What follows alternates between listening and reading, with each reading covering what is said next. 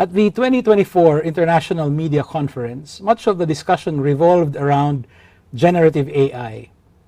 But the tone of discussion has changed greatly from the conversations just a year ago. One of the quotable quotes from the first day of the conference was a statement from the Filipino journalist J. Mark Tordesillas, and I quote, "The more you use AI, the more you realize how stupid it is." Isn't AI supposed to be smart? What is AI? And what is it really for anyway? Hello, I'm John Nery, and you are in the Public Square.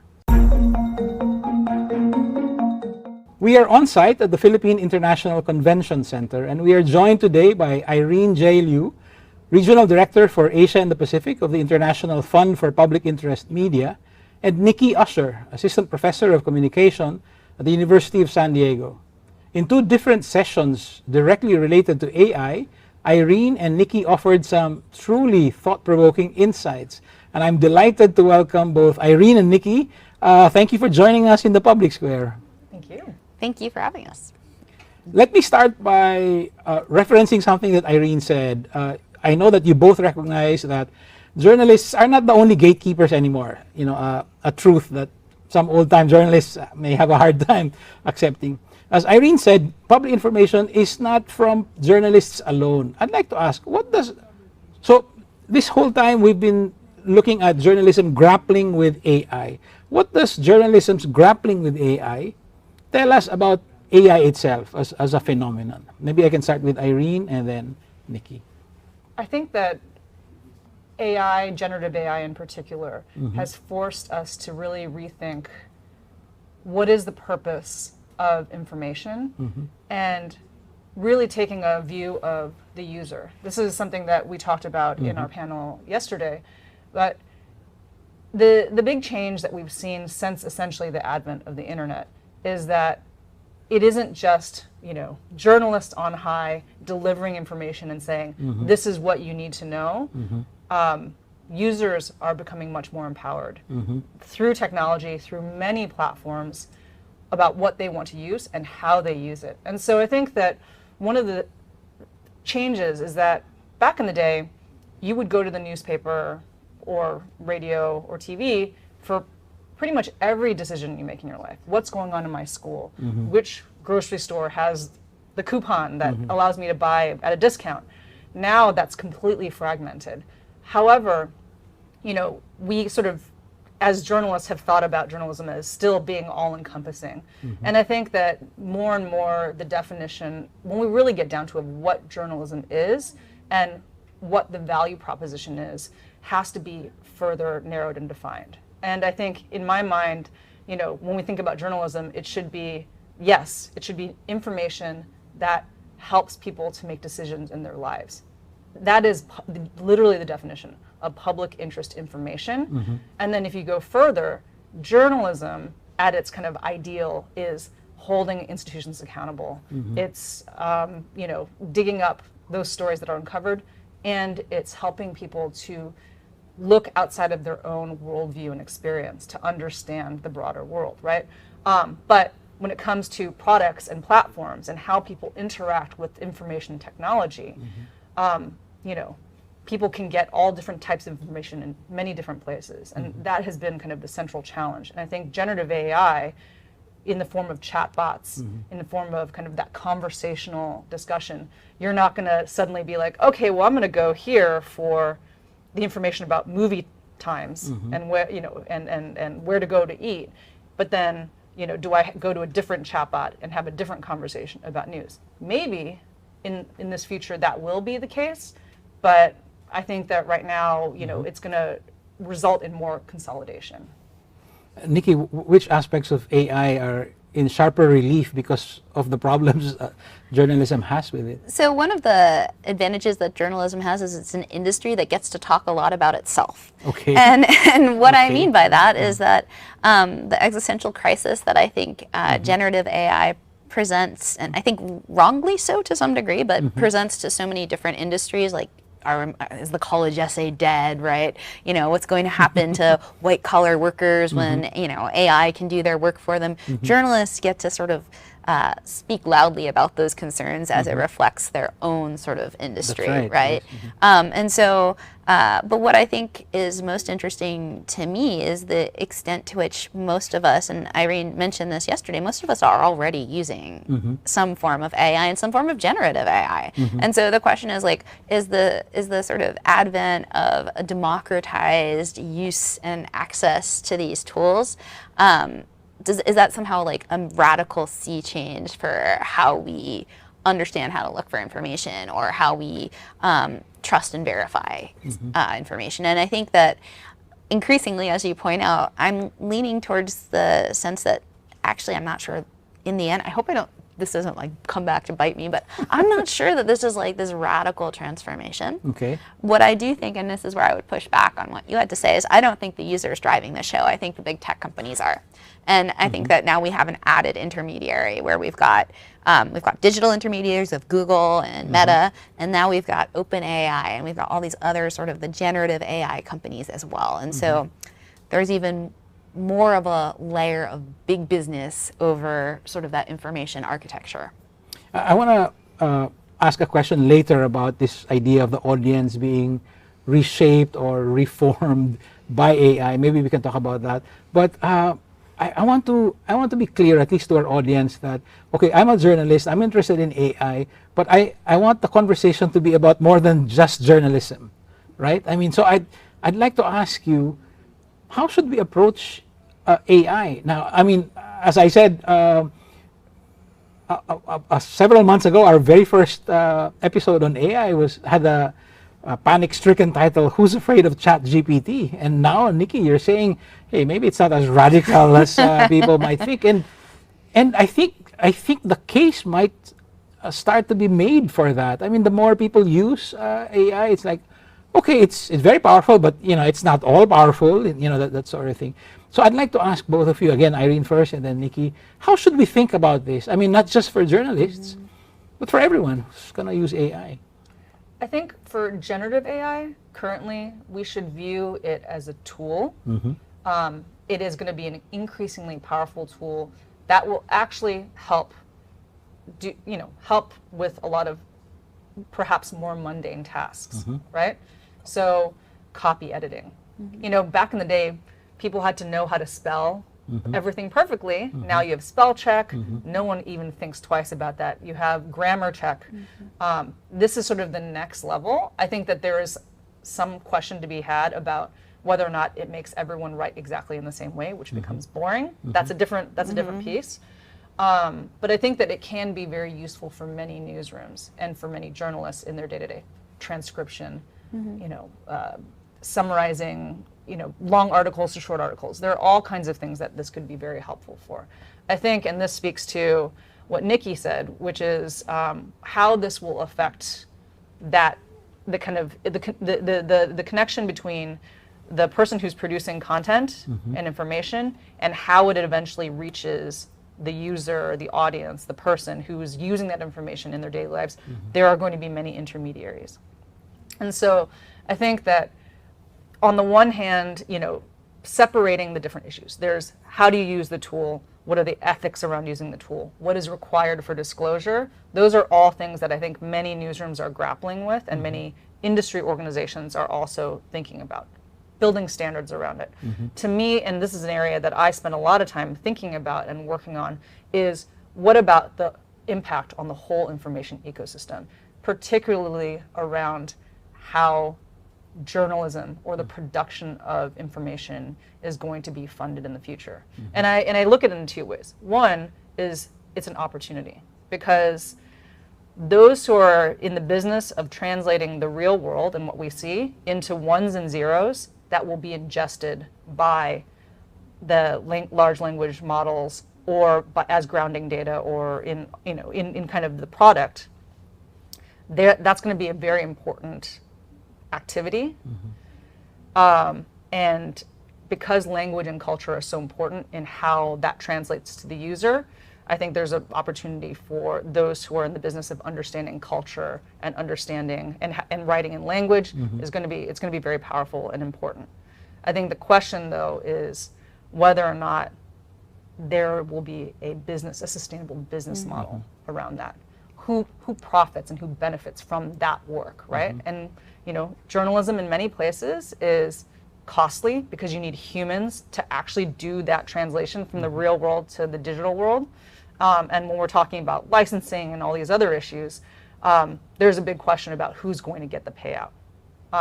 And I just want to raise one other point, because I think for the nerdy journalists who are listening to this or watching this, I think a lot of kind of optimists will say, well, this is going to open up so many opportunities because suddenly all these school records and public documents and everything, you can use generative AI to help unpack it. But guess what's going to happen? We have had a good 15 years of an open data movement. If suddenly there are tools available to translate that into accountability reporting, guess what's going to be the first thing that suddenly is no longer online and no longer freely available? In institutions that do not want this stuff easily uncovered will make it harder. And so we may see ourselves moving backwards in certain places around that.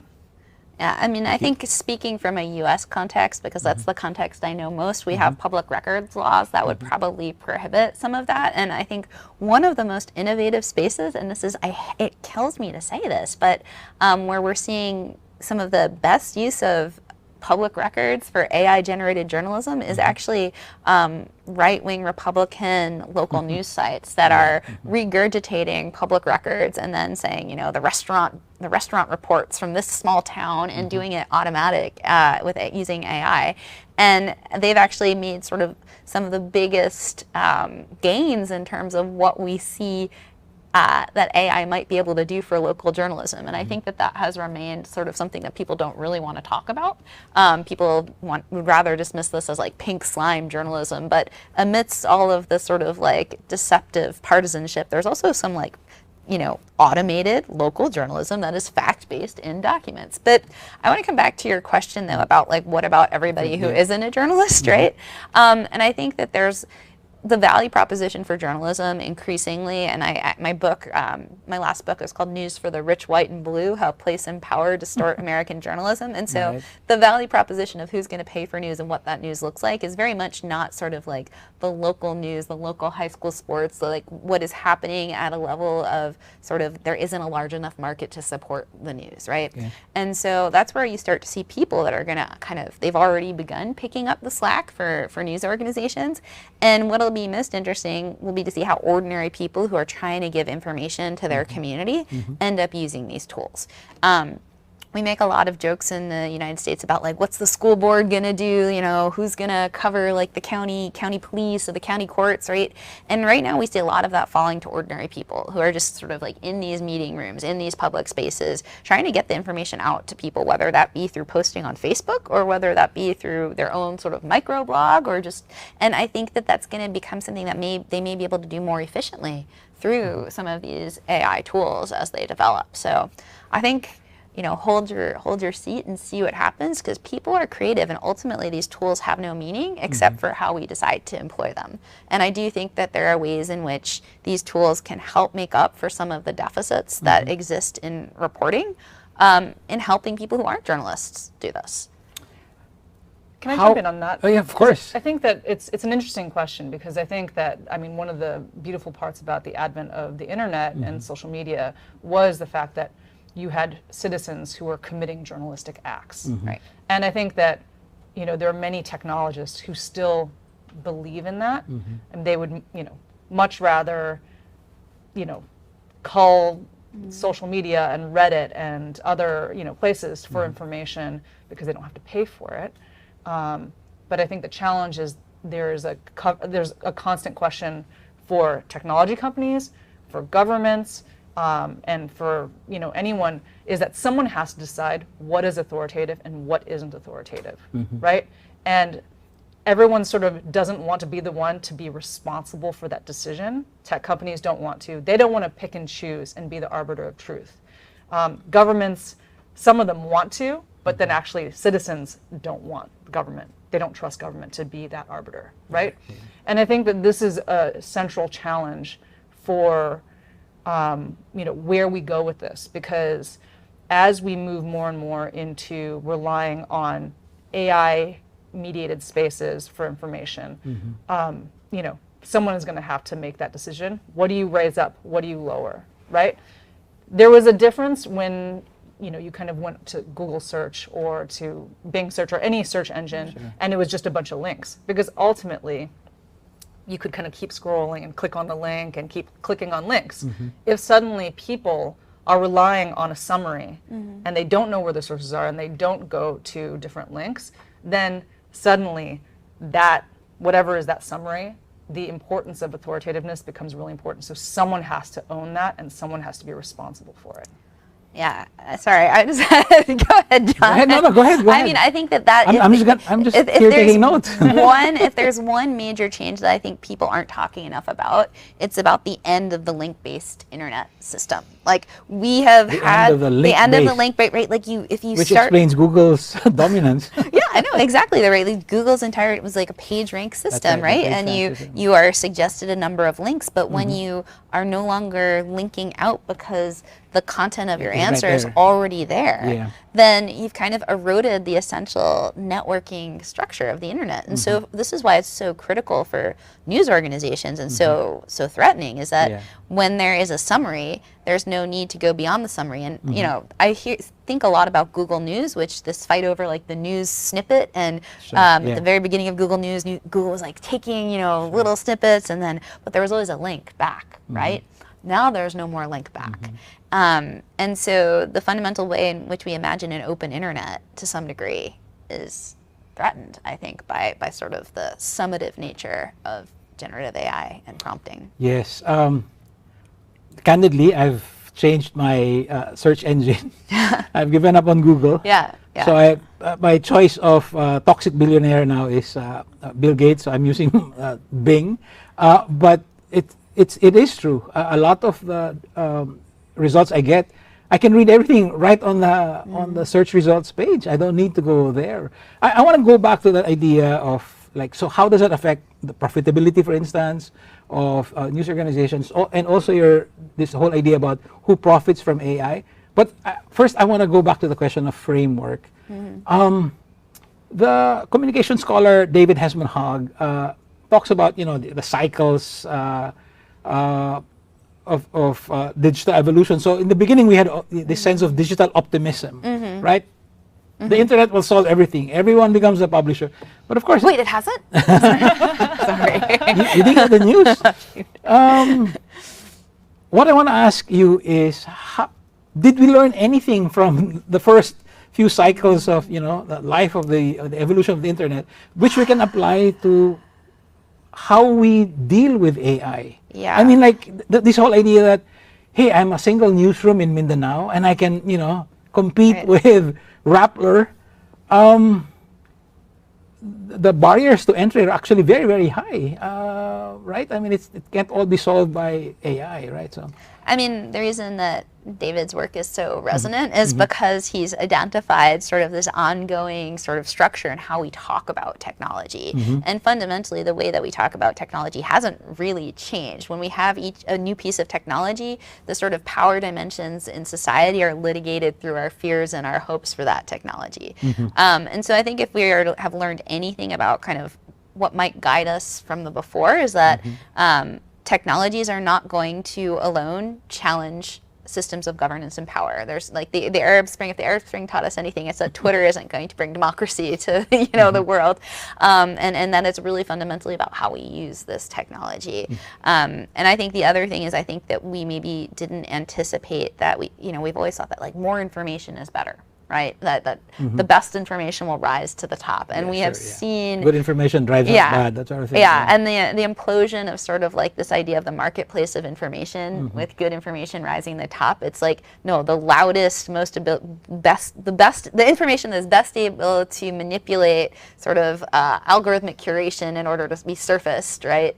Most engaging, and that can be complete bunk, right? That's what. So that the idea of an informed democracy through a digital sort of universe, it scares me that I have to say that's not a reality. But hopefully I'm wrong. I have hope that we can learn from, Web 1 through 3, I guess, so you can say it. To me, the opportunity is the fact that in this new world, local, timely information is going to be very important, right? In fact, thus far, the biggest players have been the ones who are in the best position to benefit from the advent of the internet. When I talk about news organizations, right? But what happens when suddenly you say, okay, I need, I'm building a product, I have an LLM. You don't need 4 versions necessarily of the same story covering the same press conference on a national level. Actually, what will matter in terms of the quality to prevent hallucinations in others is, do you have the breadth of information across geographies, to really go down to the local level so that, I'm living someplace. I mean, it's kind of this adage of local news being incredibly important, right? I think that the challenge is that the funding mechanisms for journalism haven't changed, and what news organizations and the industry as a whole has not learned yet is that you can't go in alone and try to get a bigger, better deal unless you're the biggest players. Where there needs to be more discussion is around collaboration, and not just around negotiating deals with big tech. It's potentially taking advantage of the opportunity to actually build your own products. I mean, people talk about open source LLMs and other things, right? But there's a world where, organizations, smaller startups will leverage the LLMs that are being built by OpenAI and by Google and other places, and then build products for specific audiences. See, I wish I could buy that, but I don't. And the reason I don't buy that is because there was this era in which every news organization was going to build their own ad tech stack, and that if you had or they were going to build their own content management systems. Vox in the U.S. developed a system called Chorus, right? And or the Washington Post, right, had its own OS which it was selling to others. Right. So then this part of what was it called? It was started with a Z. It was there was also sort of an effort in the U.S. to build sort of a public media appropriate tech stack, and all of those are sort of taken out of the system by the dominance of the corporate players, right? So you need to run Google's ad tech in order for your sites to actually gain any of that advertising in any meaningful way. As you pointed out yesterday, if you want your site to be indexed, you actually have to, if you want to exist in the universe, you have to have your site indexed on Google, right? And that puts you sort of under the hair of big tech. So while I like this idea of companies being able to innovate on their own and sort of collaborate, maybe just a few. But I think big player. So but I think that there's a difference between expecting them to build these big LLMs or using. We saw in the examples, smaller newsrooms. Just individuals are able to use, GPT and others. Yeah, sure. You can build a chat bot, or you can build it you can customize. I think that will be sort of one of the ways that we see people coming up with the most innovative uses is specifically coming up with a locally specific way of getting information about X politician doing X thing, right? So I do think you're absolutely right. But in terms of owning the underlying tech infrastructure, if you build it, I don't think they will come, because ultimately the big tech companies are just better and more dominant. No, I don't disagree with you on that. I think that, to me, where I'm looking at is essentially, ultimately, you need this authoritative, timely information. And so the question is, can the producers of this timely locally relevant, culturally understood information come together? And then, it requires a level of coordination, because one individual organization will not be able to do this on their own. Sure. They can try. A Bloomberg can use its huge database of financial data and reportage to build a chatbot in their own ecosystem. They can definitely do that. They have, right? They have a captive audience. They have enough volume, right? But can the Philippines, can even a Rappler or a GMA do that on their own data set?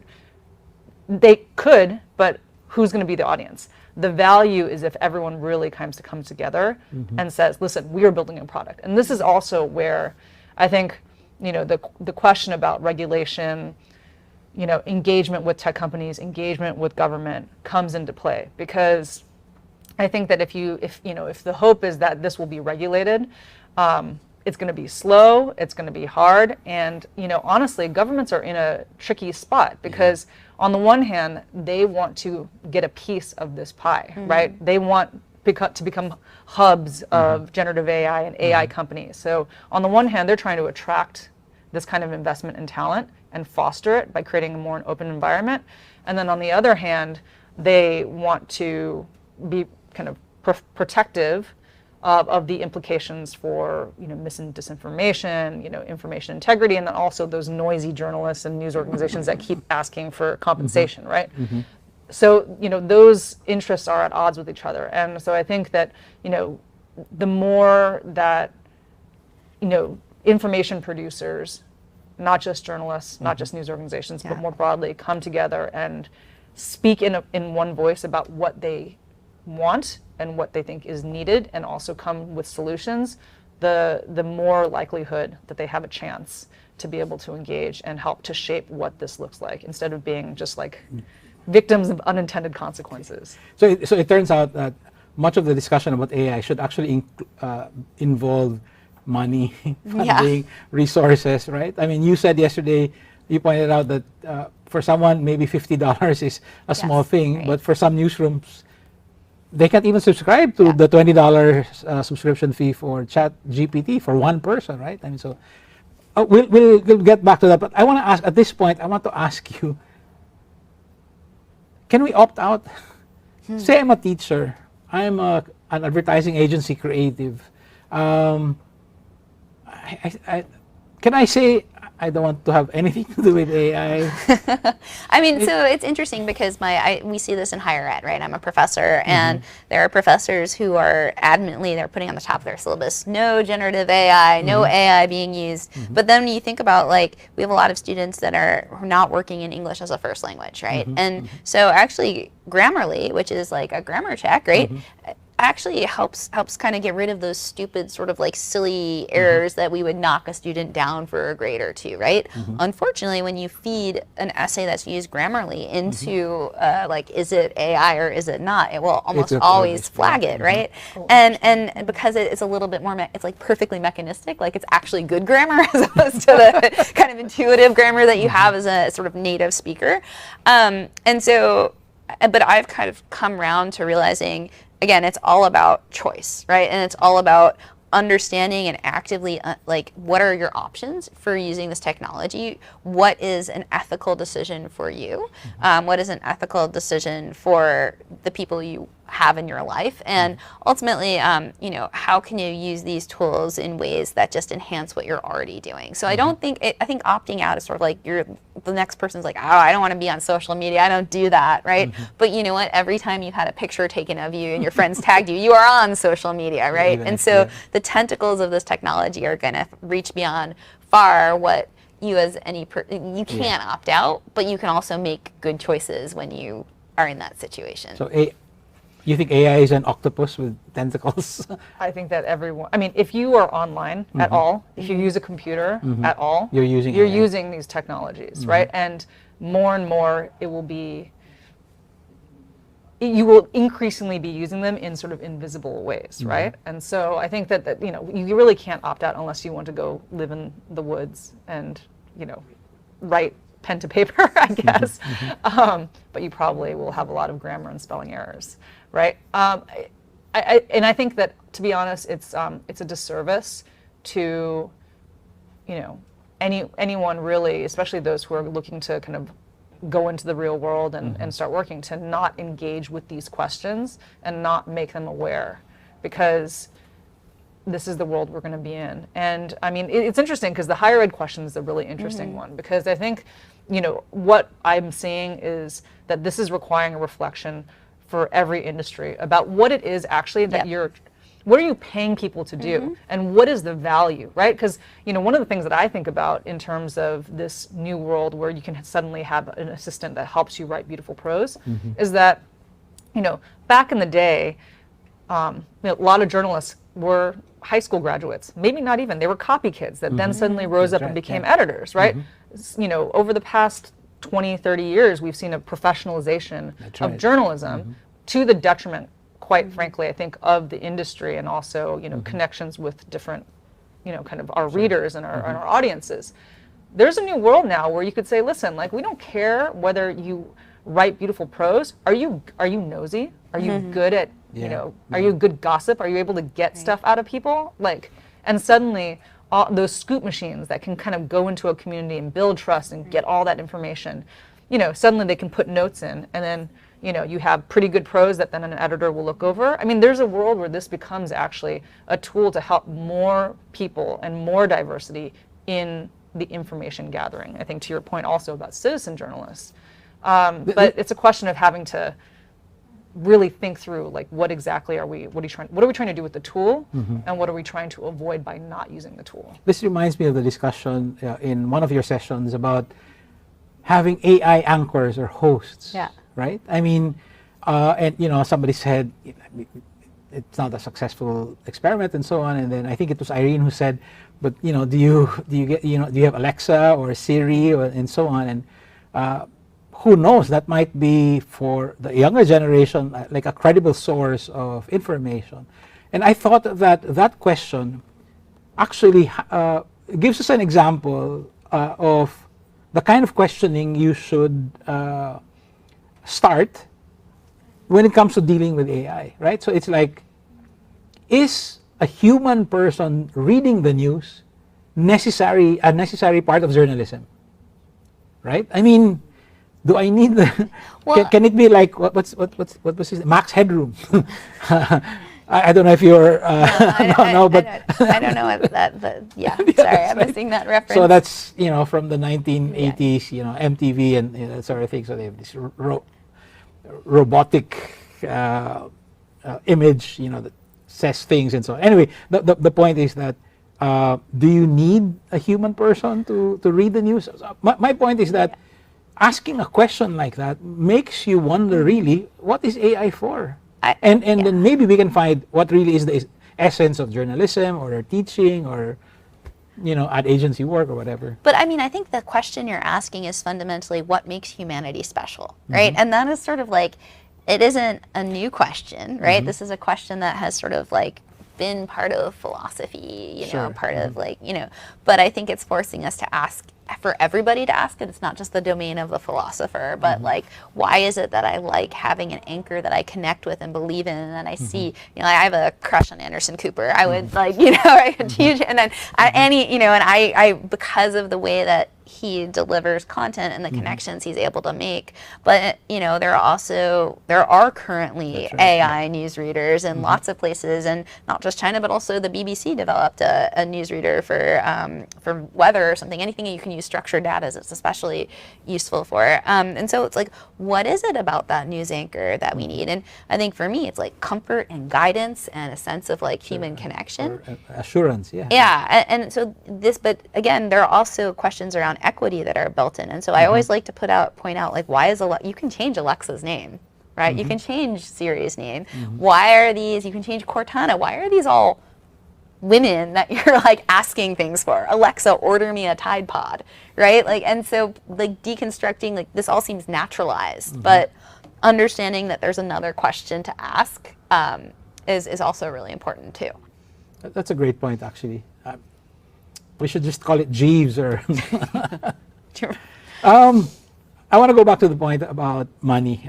You raised a question earlier about who profits from this and from AI, and you're looking at, let's look at Nvidia. I mean, amazingly, out of the blue, for a time it was the most valuable company in the world in terms of the stock market, right? So over $3 trillion, and then it lost something like, I don't know, several $100 billion and so on. I mean, that's crazy. And then Sam Altman wants to raise $7 trillion venture capital. I mean, the scale is so mind-boggling. It actually, that's the one that actually puts fear of God in me as far as AI is concerned. That you need that kind of money, the scale that's involved, and it's, Western companies or that sort of thing. How do we make sense of, the valuation, the business models here? I mean, what would be amazing is if, since we know that information is going to be key to the value of any of these technologies, if suddenly there was I think that we need to have a rethinking of how information is produced and valued and where it is. And it's not just the bigger players who produce the most words or the most photos and the most kind of video that will get the most compensation, right? I think that we need to, there needs to be a new resetting of how we're valuing all of this, because also there's where quality becomes important. But again, someone needs to decide and create standards, and this is actually, I think, one of the conversations that kind of the news industry or the information industry really needs to think through is not allowing market forces to be the sole determining factor of how this production is compensated. If we think that information is a public good, which I think it is, you need it to have functioning societies, then we need to rethink how this is being compensated. There's a world where potentially you could think through, I don't know, maybe for all these companies that have huge valuations and kind of are also benefiting from this. Like, can you imagine if there was some mechanism for shares to be part of a kind of endowment around supporting information? I mean, again, this is all very hypothetical, but like I think looking at the linkages and really thinking through and kind of completely not making assumptions about how that the current market is funding this and kind of rethinking it. I mean, and there are many people who think about, okay, what about a tax? What about this? What about that? I think that I would like us to see how we look beyond even nation state borders, because the reality is that there was more money in the West in high income countries, and yet they still have problems with funding quality journalism in their local constituencies. So this will require complete rethinking, and I think my hope is that the news industry starts really getting into it and tackling the questions and not just kind of waiting for someone else to solve it for them. I mean, I think that we see this, there's a precedent for which the news industry missed the boat, and it's in the way in which there are no real standards on the internet for how ads are valued and how attention is counted. And there's tremendous ad fraud, and the news industry lost billions and billions of dollars by not really kind of setting standards for how we understand sort of the digital attention economy. To that end, like, these numbers, these huge valuations, they just feel like funny money, like you're kind of like on air or on sand or some, and that really bothers me because there are real material consequences.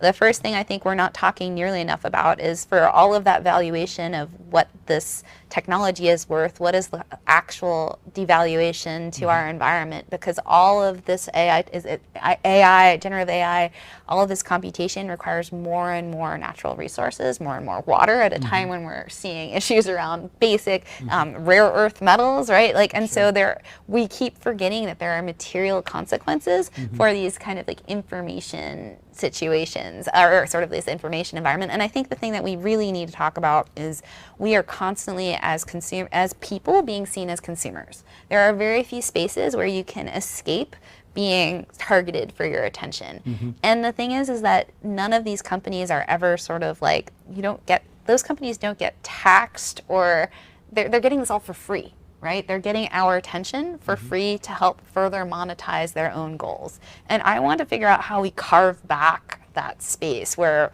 we aren't always viewed as consumers, where we aren't constantly tracked, and where companies are held accountable for getting all of that for free from us. The tension on the other side, though, is that I think for many places and many markets where it is resource poor in terms of salaries, in terms of just like the income per capita, right?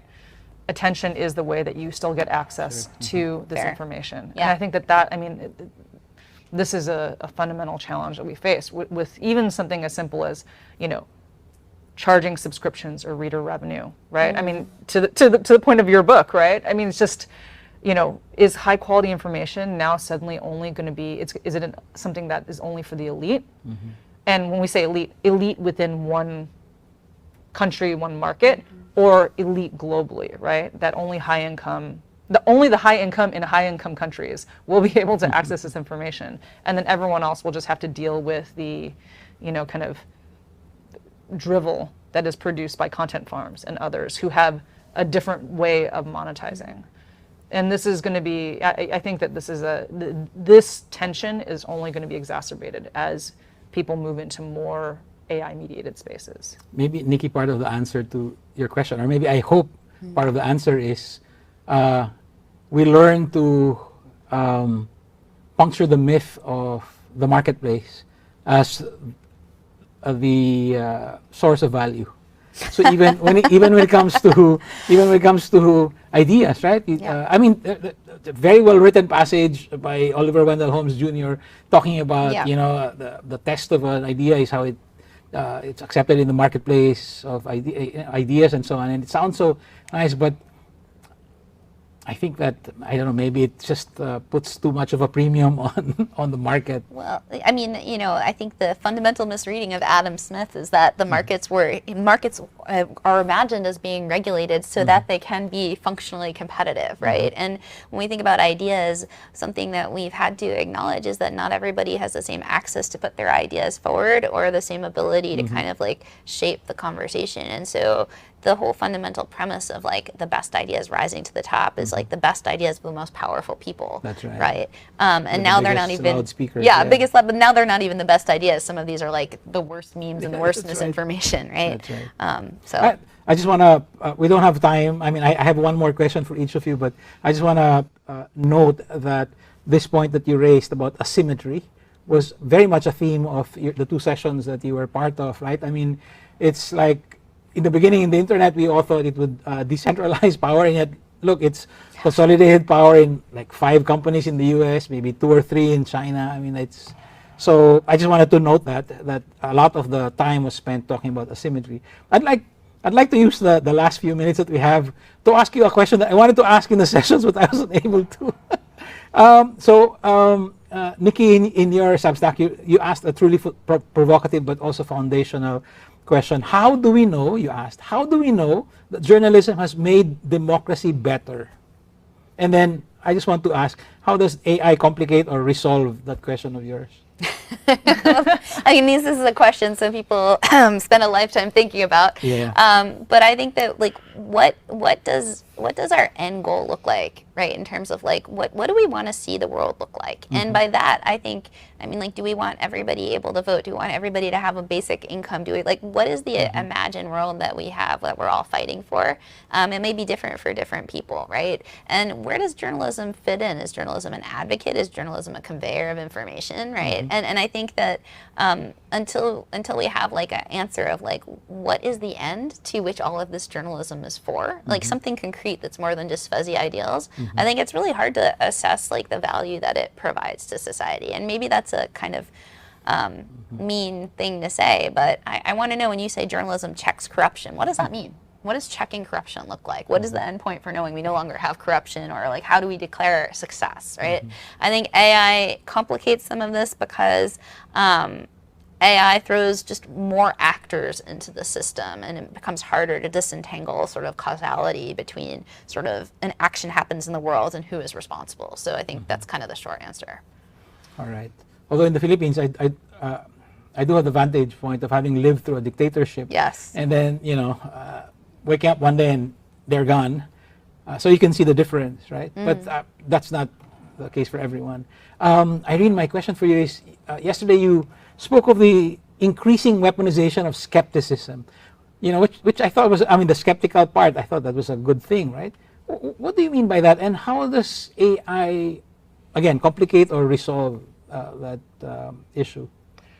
I mean, I think that overall, we've seen in so many studies that globally trust in institutions has fallen.